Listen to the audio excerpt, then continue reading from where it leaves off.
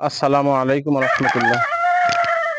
সম্মানিত ভিউয়ার্স, আমি একটি ফার্মি মুরগির খামারে আসছি। ছোটখাটো, আমার পাশে যিনি আছেন এই খামারের মালিক, অর্থাৎ নতুন মানুষ, একেবারে নতুন।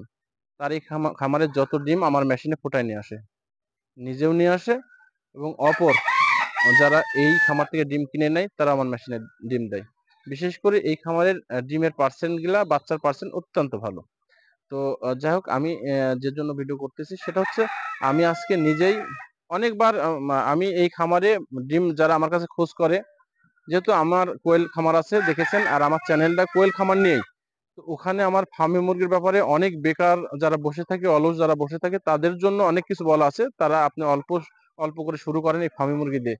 কারণ ফার্মি মুরগি ডিম দেয় বিশেষ করে 18 মাস, 12 থেকে 18 মাস, অর্থাৎ একটা কোয়েল পাখি যেমন যত সময় ধরে ডিম দেয়, ফার্মি মুরগি সেই সম পরিমাণ ডিম দেয়। তো এইখান থেকে লসের বা ঘাটতির কোনো কিছু আমি দেখতে পাই না। আমার নিজেরও ফার্মির ছিল, আমি ওগুলা রাখি না, যেহেতু আমার মেন হচ্ছে কোয়েল খামার। তো যাই হোক, আমি এখানে আজকে বাচ্চা নিতে আসছি।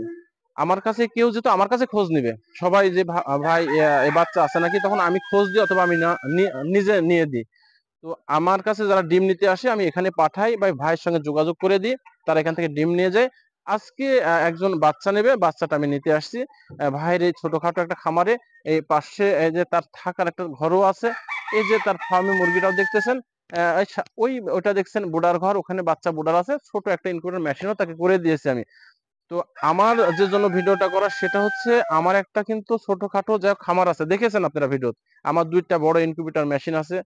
তো অনেক সময় আমার কাছে 1000 2000 পাখি অনেকে নিয়ে যায়, নিজেকে বড়ত্ব মনে করে। কারণ দেখেন, আমি আজ তার কাছে অল্প কয়টা পাখি নিতে আসছি, বাচ্চা নিতে আসছি, এই বাচ্চাগুলো তার কাছে নেব, এখান থেকে নিয়ে আরেক জায়গায় দেবো, অর্থাৎ একটা হকারের মতো। কারণ এখানে আমাকে কখনো আমি ভাবতেছি না আমার একটা বড় কোয়েল খামার আছে, আমার 2টো ইনকিউবেটর মেশিন আছে, এখানে আমি 30 40টা বাচ্চা নিয়ে যে আরেক জায়গায় দেবো, এটা আমি করব না। এইভাবে ভাবলে খামার তার দ্বারা সম্ভব হবে না, খামার হবে না। কারণ খামার থেকে আপনাকে খুঁটে খুঁটে বের করতে হবে যে আমার কোন জায়গা থেকে একটা পয়সা বের হবে, কোথা থেকে করতে হবে, নিজেকে ওরকম বড়ত্ব না ভেবে, নিজের ভিতরে অহংকার না নিয়ে। কারণ আজকে দেখেন, আমি মোটরসাইকেল নিয়ে আসছি, মোটরসাইকেল করে 30 ভাই 35 40টা বাচ্চা নেব, নিয়ে আমার কাছ থেকে যে নিবে তাকে আরেক জায়গায় পৌঁছা দিতে যাইতে হবে। তাহলে এটা একটা হকারের মতোই কিন্তু।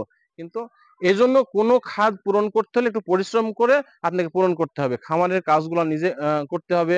কোনো জায়গা থেকে কোনো জিনিস যদি একটা, এখান থেকে যেমন আমি এখন বাচ্চা নিই, তাহলে এখান থেকে কিছু আমার পয়সা আসবেই, কিছু লাভ আসবেই। কিন্তু আমি যদি আমাকে ভাবতাম যে আমার বড় কোয়েল খামার আছে, আমার দুটা ইনকিউবেটর মেশিন আছে, ইনি আমার কাছে বাচ্চা ফুটায় নিয়ে যায়, এ কি মনে আমাকে করবে, এগুলো যদি ভাবা যায়, খামার টিকিয়ে রাখা যায় না।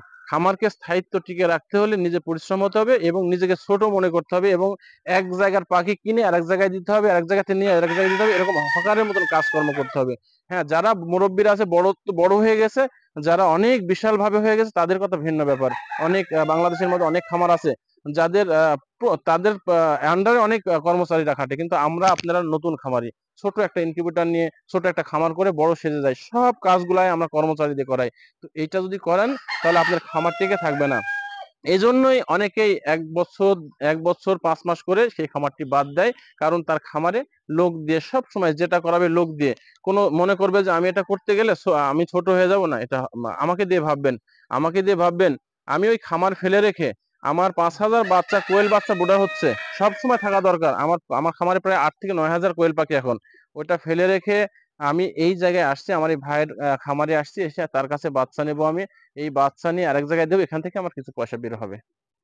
এই জন্য আমি আমার ভিডিওটা করলাম, যে নিজেকে সবসময় ছোট মনে করে সামনের দিকে আগাবেন, নিজের খামারকে টিকে রাখতে হলে।